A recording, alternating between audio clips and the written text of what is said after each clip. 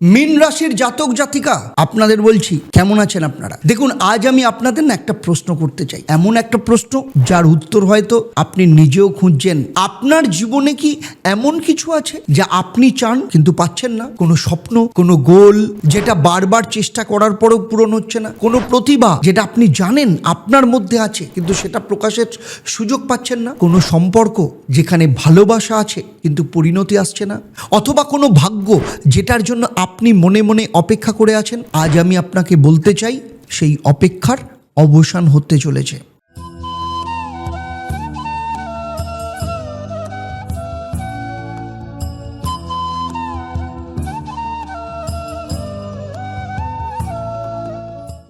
ওম ঈশ্বরী মাতা ওই বিদ্মহে পরম শক্তি ধীমহি তন্নো দেবী প্রচোদয়াৎ। নমস্কার, আমি জ্যোতিষ ও তন্ত্রগুরু আচার্য দেবদত্ত। আমার দীর্ঘ 28 বছরের অভিজ্ঞতা এবং 1.5 লক্ষের ওপর স্যাটিসফাইড ক্লায়েন্ট। আমি কেপি অ্যাস্ট্রোলজি পদ্ধতিতে কাজ করি, বৈদিক জ্যোতিষ অনুযায়ীও কাজ করি, যেখানে প্রতিটি ভবিষ্যৎবাণী হয় একদম অঙ্কের ওপর ভিত্তি করে। আজকের এই ভিডিওতে আমি আলোচনা করব দেবগুরু বৃহস্পতি মিথুন রাশি থেকে কর্কটে গোচর করতে চলেছে 3 জুন 2026। মীন রাশির জীবনে কি প্রভাব পড়তে চলেছে, কারণ এই দিন দেবগুরু বৃহস্পতি মিথুন রাশি থেকে কর্কট রাশিতে আসতে চলেছে। এই ঘটনাটা মীন রাশির জন্য কোনো সাধারণ গোচর নয়, এটা একটা অসাধারণ মহাযোগ। কারণ প্রথমত, কর্কট রাশি হলো সেই রাশি যেখানে বৃহস্পতি উচ্চ অবস্থানে থাকে, সর্বোচ্চ শক্তিতে থাকে, সব থেকে পরিপক্ক রূপে। কারণ দ্বিতীয়ত, এই উচ্চ বৃহস্পতি বসতে চলেছে মীন রাশির পঞ্চম ভাবে, এবং তৃতীয়ত, এই পঞ্চম ভাবের উচ্চ বৃহস্পতি তার 3টে দৃষ্টির মাধ্যমে আপনার নবম ভাব, একাদশ ভাব এবং সব থেকে গুরুত্বপূর্ণ আপনার নিজের রাশি বা লগ্নে দৃষ্টি দেবেন। এবং এই তৃতীয় কারণটি শুনে অনেকে চমকে যাবেন, কারণ মীন রাশির অধিপতিকে স্বয়ং বৃহস্পতি, মানে উচ্চ বৃহস্পতি তার নিজের রাশিতে দৃষ্টি দিচ্ছেন। এই ঘটনা প্রতি 12 বছরে একবার ঘটে। আর এই ঘটনা যখন ঘটে তখন জীবনে যে পরিবর্তন আসে তাকে শাস্ত্রীয় ভাষায় বলা হয় মহাভাগ্যযোগ। সম্পূর্ণ ভিডিওটা তাই বলছি, খুব মন দিয়ে দেখুন, কারণ আজ আমি সেক্টর ভিত্তিক প্রতিটা বিষয় নিয়ে বলবো এবং সবশেষে মীন রাশির জন্য এই মহাযোগের শুভ ফলকে আপনার জীবনে বহুগুণ বাড়িয়ে দেবে। মীন রাশির জন্য এটা কেন ঐতিহাসিক জানেন? কারণ পঞ্চম ভাব, এই ভাবের গভীরতা প্রথমেই বোঝা দরকার। পঞ্চম ভাব শুধু সন্তানের ভাব নয়, পঞ্চম ভাব হলো আপনার বুদ্ধির ঘর, আপনার সৃজনশীলতার ঘর, আপনার প্রেমের ঘর, আপনার পূর্বজন্মের পুণ্যের ঘর, আপনার ভেতরের শক্তি, অভ্যন্তরীণ শক্তির ঘর। আর এই পঞ্চম ভাব হলো ধর্মের ত্রিকোণ শীর্ষ বলা হয়। কারণ জ্যোতিষশাস্ত্রে ধর্ম ত্রিকোণ বলা হয় প্রথম, পঞ্চম এবং নবম ভাবকে। এই 3টে ভাব মিলে একজন মানুষের জীবনের সামগ্রিক ভাগ্যকে নির্ধারণ করে। এবার ভাবুন, উচ্চ বৃহস্পতি এই ধর্ম ত্রিকোণের একদম মধ্যস্থলে পঞ্চম ভাবে বসেছেন, সেখান থেকে তিনি এই ত্রিকোণের প্রথম ভাব অর্থাৎ আপনার লগ্ন এবং নবম ভাব অর্থাৎ আপনার ভাগ্যে একসাথে দৃষ্টি দিচ্ছেন। এর পরিণতি কি? পুরো ধর্ম ত্রিকোণ সক্রিয় হয়ে উঠবে। এখানে একটা অত্যন্ত গুরুত্বপূর্ণ তথ্য, বৃহস্পতি মীন রাশির অধিপতি, একই সাথে তিনি মীন রাশি থেকে দশম ভাব অর্থাৎ ধনু রাশিরও অধিপতি। মানে বৃহস্পতি একসাথে আপনার লগ্ন এবং দশমাধিপতি, এই দুই ভূমিকায় উচ্চ বৃহস্পতি যখন পঞ্চমভাবে থাকে তখন একটা বিশেষ রাজযোগ তৈরি হয়। চলুন এবার সেই রাজযোগের ফল দেখে নিই সেক্টর ভিত্তিক। পঞ্চমভাবে উচ্চ বৃহস্পতির সব থেকে প্রত্যক্ষ প্রভাব পড়বে কোথায়? শিক্ষা এবং মেধার ক্ষেত্রে।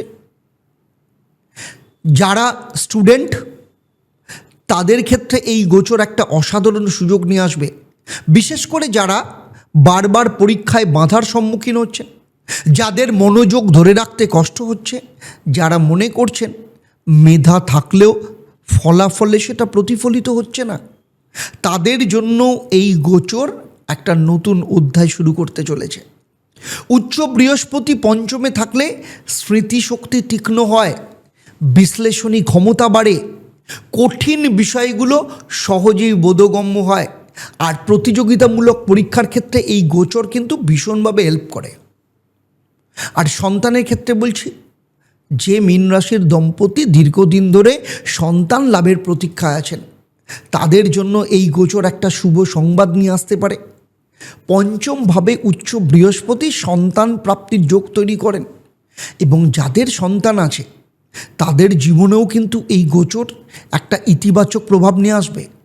সন্তানের পড়াশোনায় উন্নতি হোক, সন্তানের স্বাস্থ্যে উন্নতি হোক, সন্তানের ভবিষ্যৎ গড়ার পথে নতুন সুযোগ তৈরি হবে।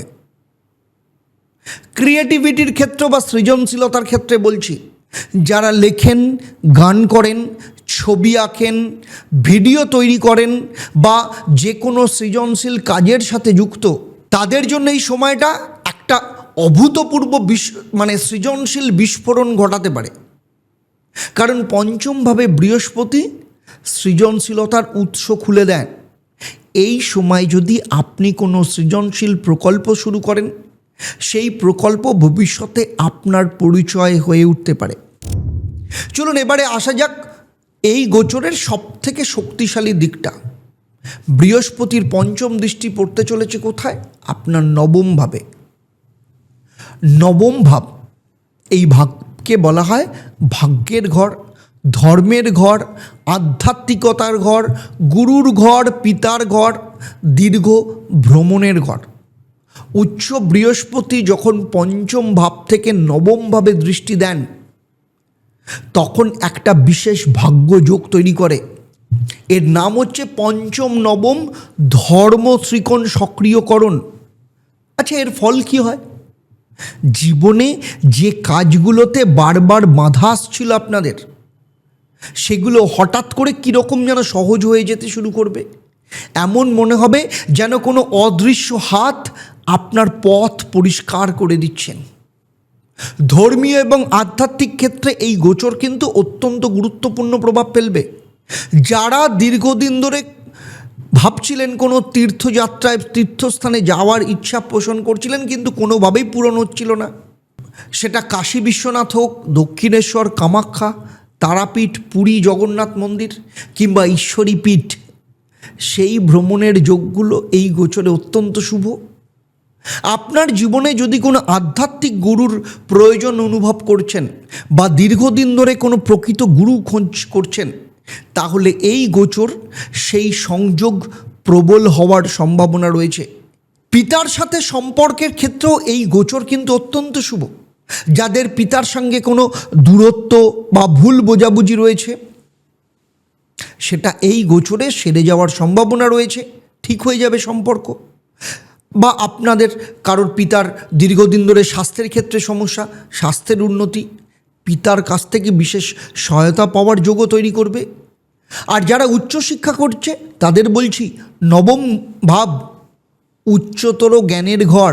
ফলে যারা পিএইচডি করছে, কোনো গবেষণা করছে বা বিদেশে উচ্চশিক্ষার কথা ভাবছে, তাদের জন্য এই সময়টা কিন্তু অত্যন্ত অনুকূল।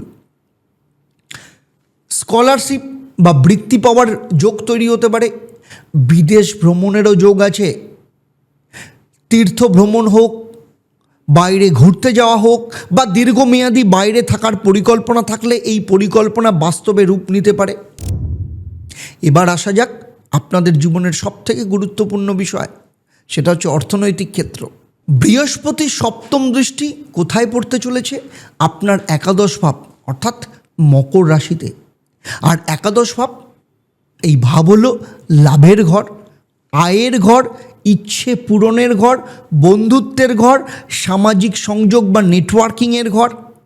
উচ্চ বৃহস্পতির দৃষ্টি এইভাবে পড়লে কি হয়, একটা কথা বলি, জ্যোতিষশাস্ত্রে বৃহস্পতিকে বলা হয় কারক গ্রহ, অর্থাৎ যে ঘরে দৃষ্টি পড়ে সেই ঘরের বিষয়গুলো অ্যাক্টিভ করে, সেগুলোকে বৃদ্ধি পায়।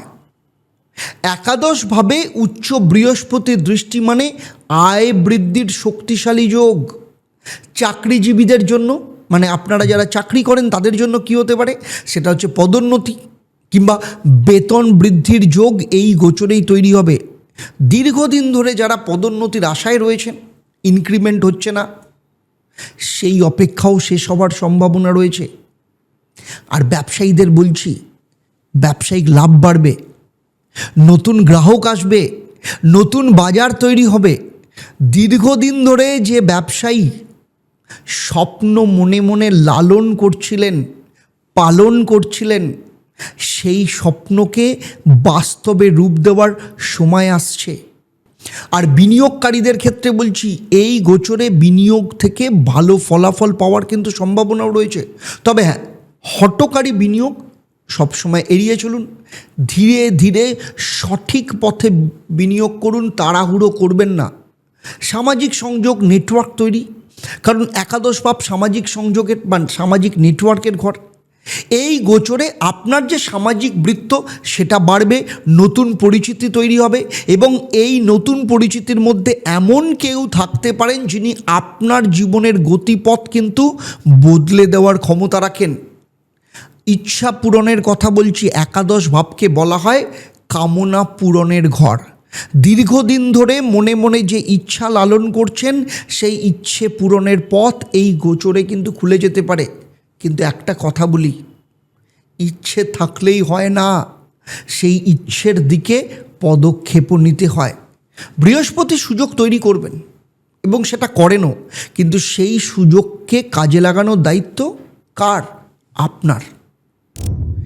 এই গোচরের সব থেকে বিরল দিক কোনটা জানেন? সব থেকে একদম এক্সেপশনাল যদি বলি, সেটা হচ্ছে বৃহস্পতির নবম দৃষ্টি কোথায় পড়তে চলেছে? আপনার প্রথমভাবে মীন রাশিতে, আপনার নিজের লগ্নে বা রাশিতে। এখন আপনার প্রশ্ন হতে পারে, এটা এত কেন বিশেষ? কারণ মীন রাশির অধিপতি বৃহস্পতি স্বয়ং, মানে উচ্চ বৃহস্পতি তার নিজের রাশিতে দৃষ্টি দিচ্ছেন। বুঝতে পারছেন? এই ঘটনাটাকে কি বলে জ্যোতিষশাস্ত্রে? বলা হয় স্বামী দৃষ্টি, অর্থাৎ নিজের ঘরে নিজের দৃষ্টি।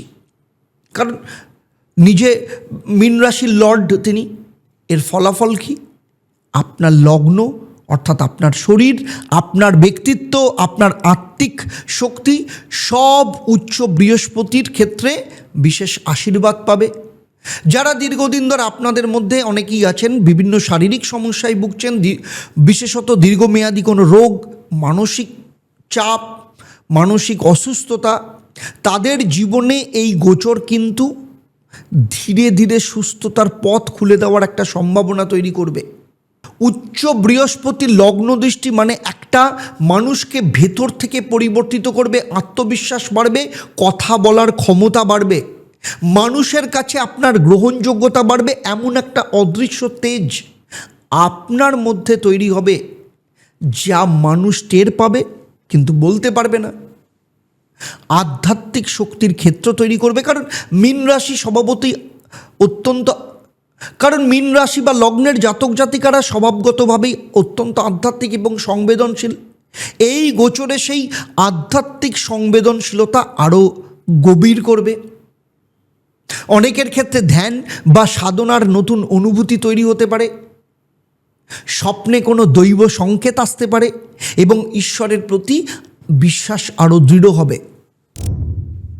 বৃহস্পতি মীন রাশির দশম ভাব অর্থাৎ ধনু রাশিরও অধিপতি।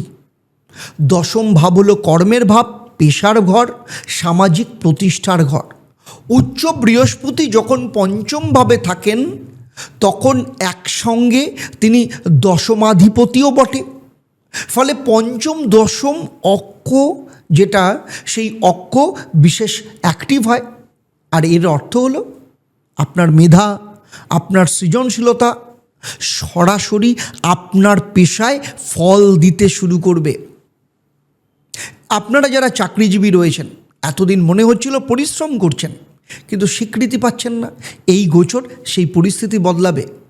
আপনার কাজের মূল্যায়ন হবে, ঊর্ধ্বতন কর্তৃপক্ষের নজরে আসবেন, আর দীর্ঘদিনের পরিশ্রমের ফসল এই সময় আসতে শুরু করবে। আর ব্যবসায়ীদের জন্য বলছি, বৃহস্পতি জ্ঞান এবং প্রজ্ঞার কারক।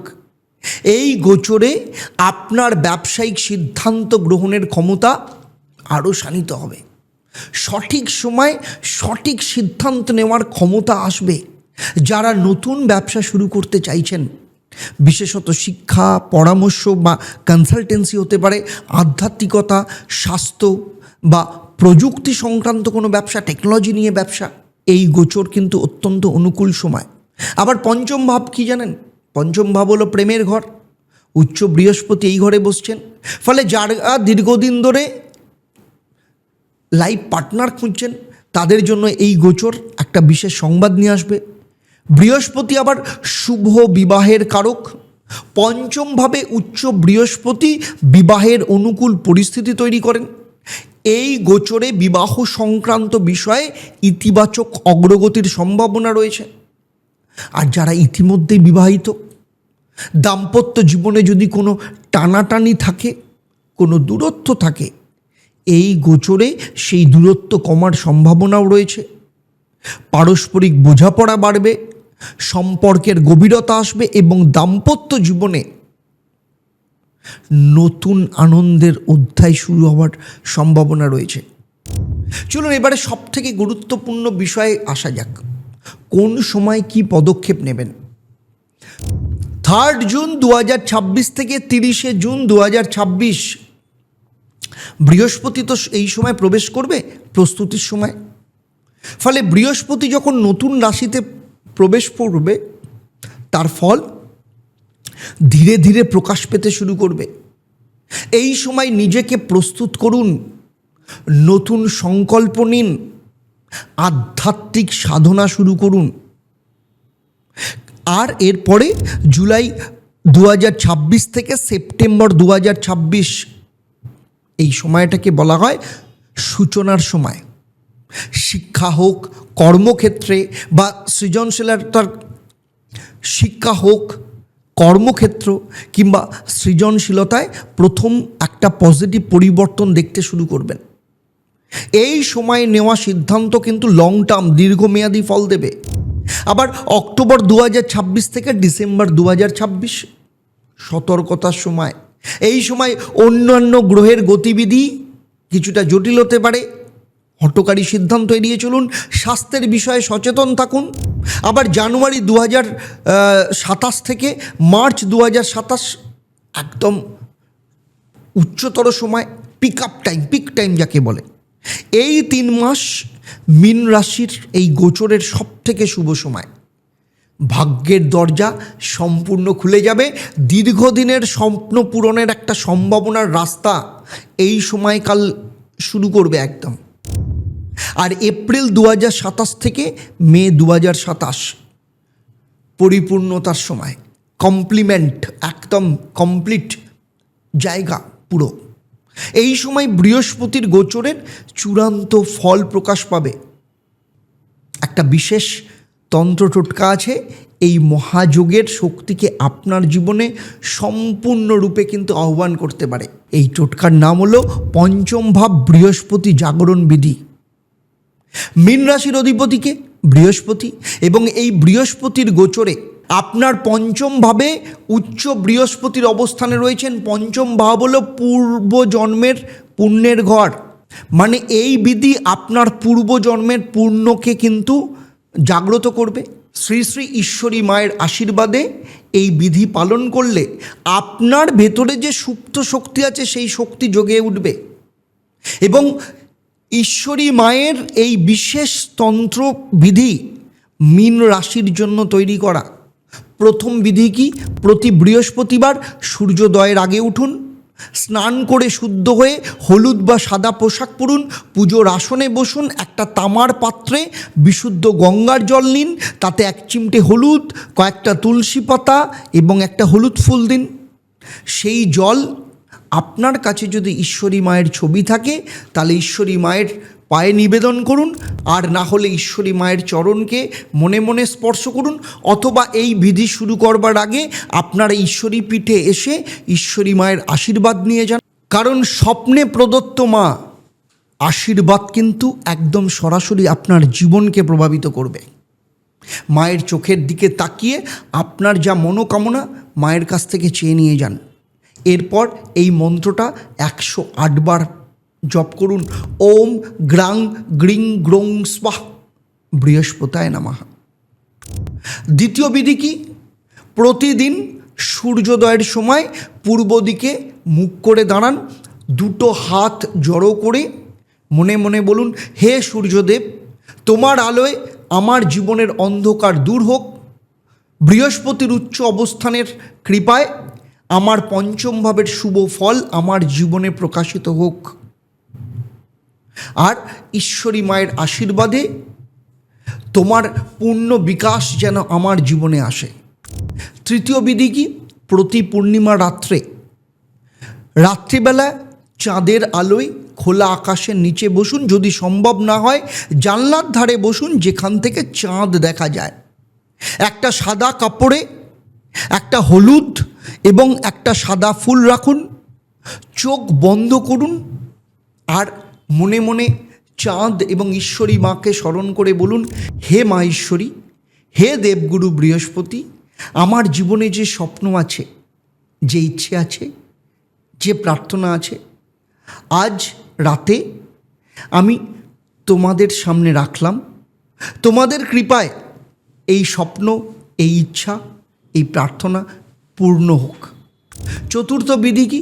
প্রতিদিনের সাধনা। প্রতিদিন সকালে উঠে বিছানা ছাড়ার আগে মনে মনে 3 বার বলুন, আজকের এই দিনটা আমার ঈশ্বরী মায়ের আশীর্বাদে এবং উচ্চ বৃহস্পতির কৃপায় আজ আমার মেধা জেগে উঠুক, আমার ভাগ্য প্রকাশিত হোক, আমার জীবনে শুভ শক্তি বিরাজ করুক। এবং রাত্রিবেলা শোয়ার আগে ঈশ্বরী মাকে সারা দিনের জন্য ধন্যবাদ দিয়ে শুয়ে পড়ুন। তাই আপনার ব্যক্তিগত জন্মকুণ্ডলী বিশ্লেষণের জন্য, আপনার জীবনে নির্দিষ্ট প্রশ্নের উত্তরের জন্য আপনি নিচের যে নাম্বার রয়েছে সেই নাম্বারে ফোন করে অনলাইনে কিংবা চেম্বারে কনসালটেন্সি বুকিং করতে পারেন। এবং একটা কথা, এই ভিডিওটা যদি আপনার কাজে এসে থাকে তাহলে এই চ্যানেলটাকে সাবস্ক্রাইব করুন এবং চ্যানেলটার নোটিফিকেশান বেল আইকনটাকে প্রেস করুন। কারণ প্রতিটা রাশির গোচর ফল এবং ঈশ্বরী মায়ের বিশেষ তন্ত্র টোটকা আপনি এখান থেকেই পাবেন। আর সাবস্ক্রাইব না করলে এই তথ্যগুলো কিন্তু মিস করে যাবেন।